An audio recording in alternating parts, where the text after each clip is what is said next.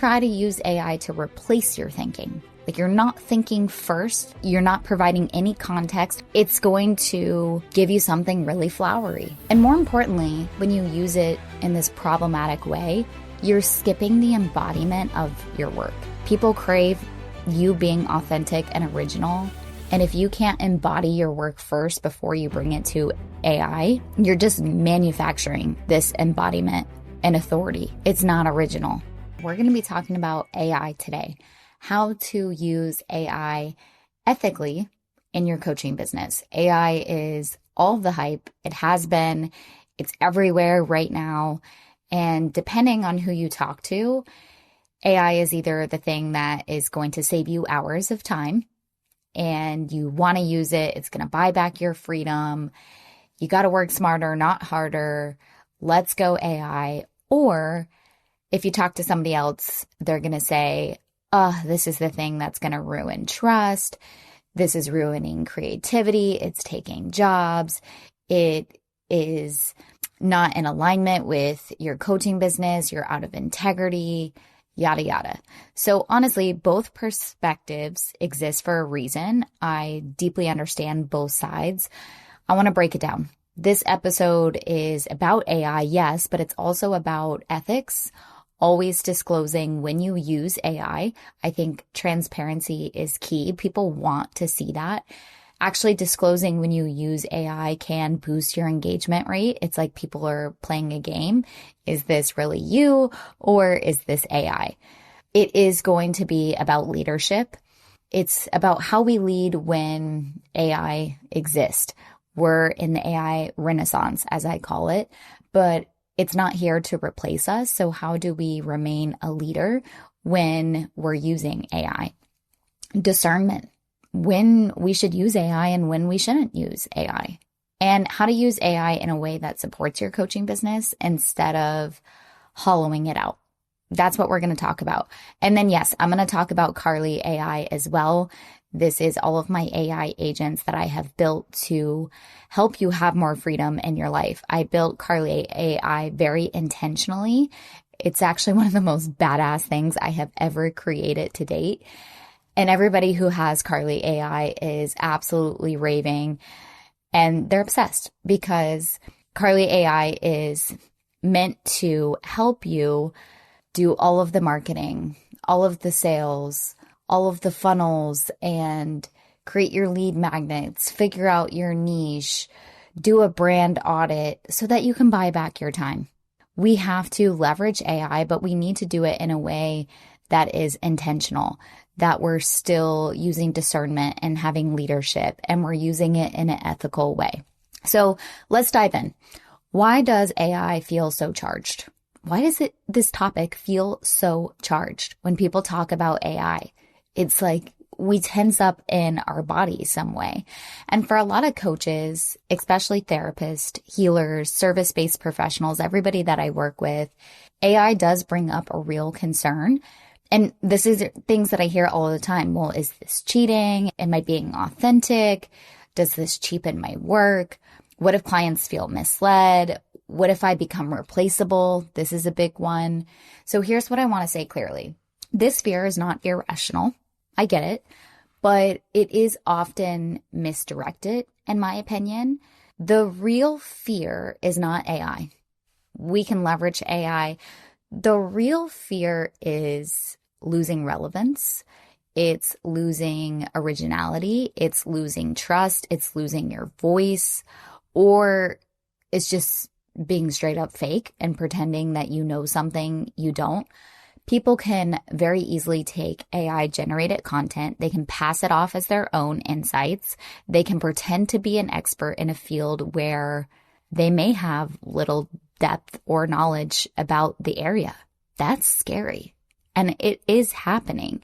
But it also makes us stand out as creators because people are valuing being original more than ever.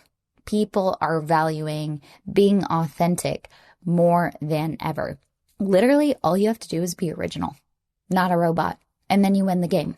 How cool is that?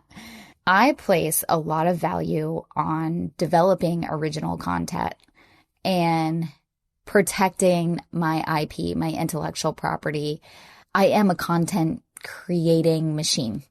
My mind is always observing, innovating, observing human nature, seeing patterns in those observations, looking at the gaps in the field. That's what I mean by innovating, filling those gaps.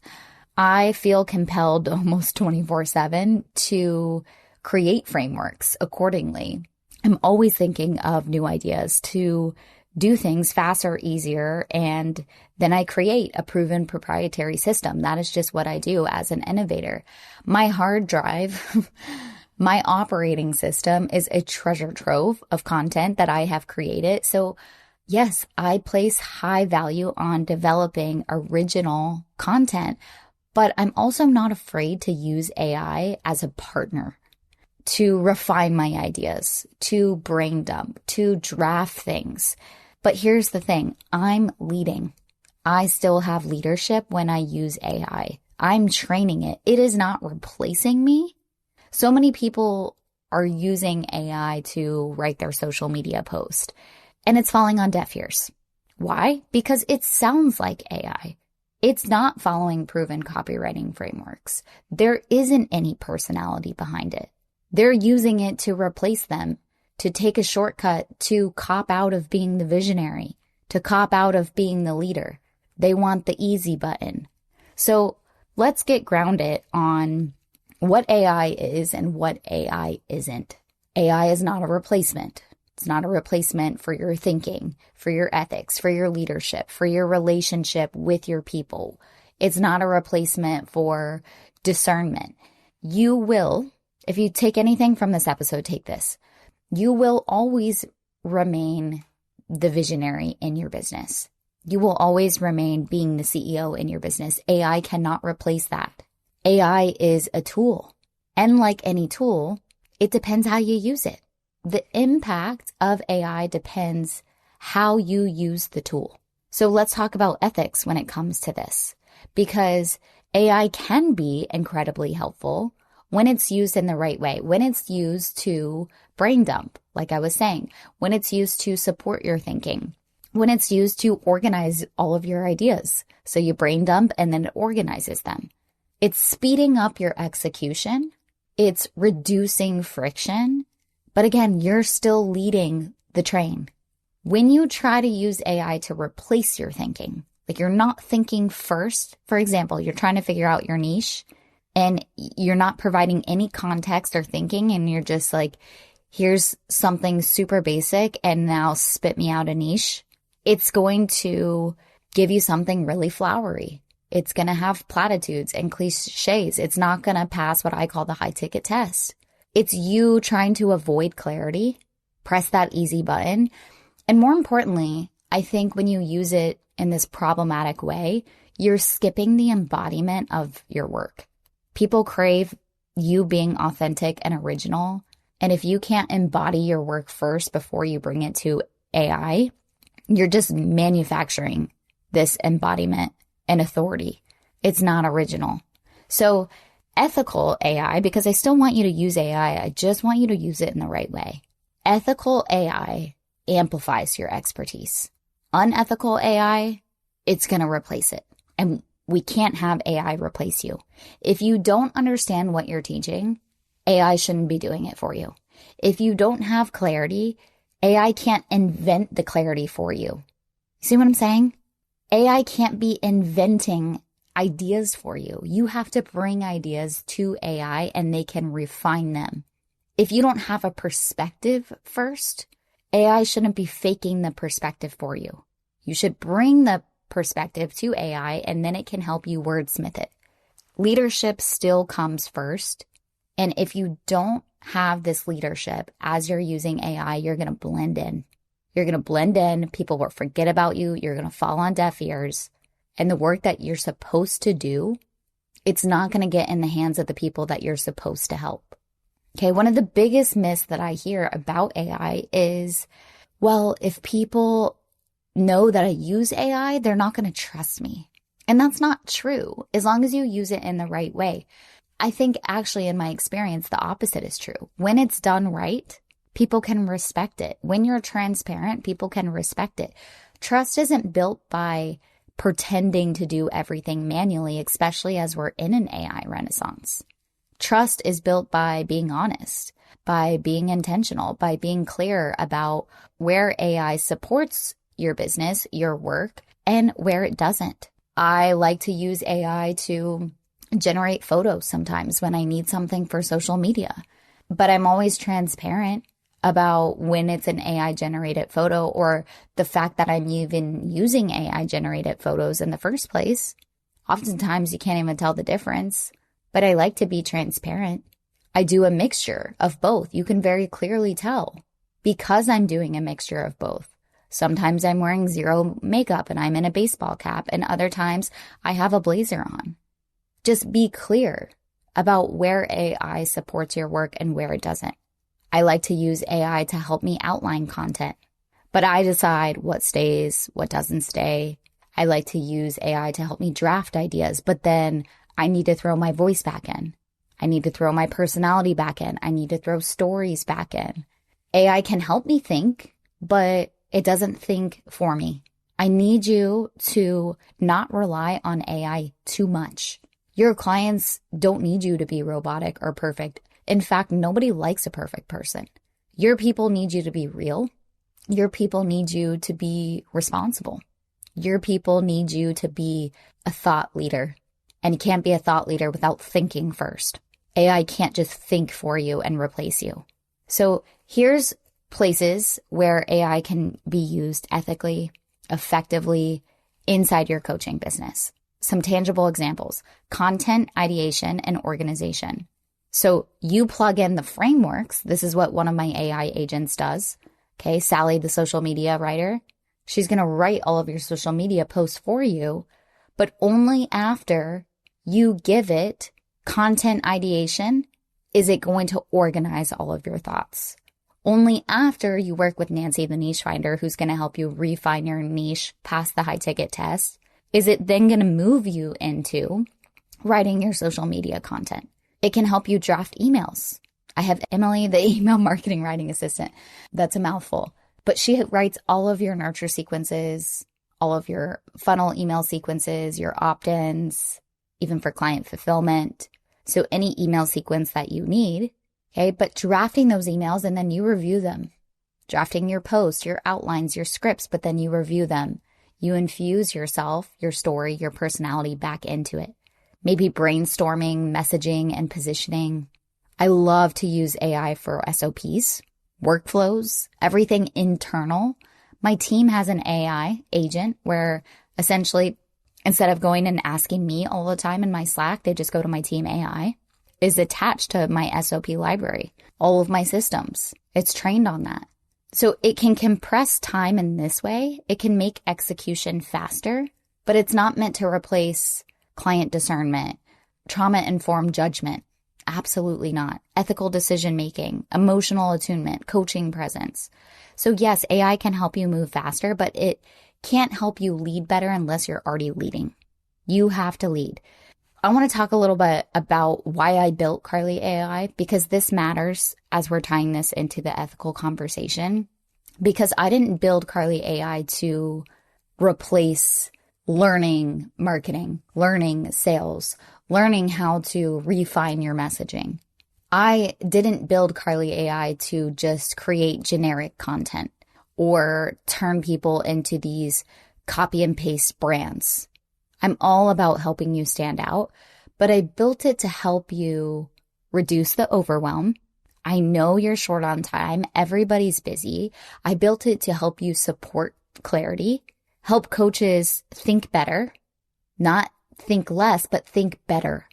I built it to help you reflect your voice, have a conversation with you, but not override your voice. It's built around proven frameworks, not fluff. It's built around powerful questions. It's not just a shortcut, but it's going to help you make decisions.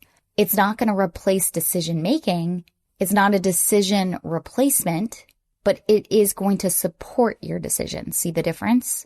Here's the thing. When I was doing one-to-one sessions, power hours, I still do them, but not very often. people would come with a slew of questions, and then we would jam out and we would finish early, and they're like, whoa, how did we get all of this done so fast? But it was because I was using all of my AI agents that I had trained to support clarity, to reduce the overwhelm, to go faster, to think better, but not thinking less. It was reflecting their voice back to them. It was collapsing the timeline. And so that's when I released it to the public. I used it for myself first in my business. Then I let my clients use it. I used it with clients. And then I released it for anyone and everyone to use who's building an online coaching business. And like I said, it's one of the most badass things I've ever created. It's designed to sit alongside your expertise. It's not just supposed to stand in for your expertise. That distinction matters. And I feel like I am driving this point home, but I will say it till I'm black and blue in the face. It is not meant to replace you. You still have to lead. The biggest ethical risk, in my opinion, with AI misuse is the overdependence. When you're too dependent on AI and you can't think for yourself anymore. This is where the visionary dies. This is when coaches really start outsourcing all of their thinking, all of their messaging, all of their strategy, all of their identity. Yuck, nobody wants that. It's a tool. Don't lose your authority. AI should reduce friction, help you go faster, but it's not meant to replace leadership. It's not meant to replace a visionary, a creator. If your business collapses without AI, or you can't build it without AI in general, you're not using it ethically. I don't know what I did with AI before. I don't know how I built my business to where it is without AI, because I use it a lot. But again, it's not replacing me. I'm still thinking. I'm not using it as a crutch. I know what it's like to build without AI. I still exercise my brain without AI. I'm still in rooms with visionaries and creators, getting raw, authentic leadership advice. So use it ethically. Don't erode it. Don't rely on it too much. Think and test yourself. Could you explain something without AI? Anytime you try to maybe go use AI, well, how about you try to write it yourself first and then bring that to AI? Does this actually reflect your lived experience, or is AI making up a story for you? Is this helping me lead, or is AI watering down the story and I'm hiding a little bit? So test yourself. If any answer feels off, pause. Give it a break for a week. So AI is here. It's here to stay. It's not going away. Pretending it doesn't exist, that doesn't make you more ethical. What it comes down to is how you use it. Use it well, use it ethically, and it can and will buy back your time. It will reduce burnout. It will help you support sustainability in your business. We're building lifestyle businesses, freedom businesses. It is going to free you to focus on what actually matters, but don't use it if it's going to dilute your voice, if you're going to be a copy and paster, if you're just looking for an easy button. It's going to undermine your trust. And trust is what's going to help you get your dream clients. You need to keep that rapport with them. I need you to stay original. I need you to stay original. That's it. That's how you're going to win the game. So my belief is super simple. Ethics to me are not about avoidance, but it's about responsibility. That's what I mean by leadership. So if you do want support, if you want to use AI ethically, if you do want to shortcut your success in a way where you are still remaining the leader, the visionary, then check out the notes for Carly AI. It is your fractional CMO. It's going to help you tremendously with marketing. It is AI agents that align with your values, your expertise, your leadership. That's why Carly AI exists. My love is with you. I'll see you guys in the next episode. Thank you so much for listening to the Thriving Therapreneur podcast. I hope that this episode has inspired you to reduce burnout, work smarter, and see the freedom potential you have as a therapist. We would love to have you inside the Therapist to Coach Accelerator Facebook group, where we have live trainings and cheat sheets on all things marketing, sales, and adding coaching ethically and legally. I am here cheering you on, and I'll see you around.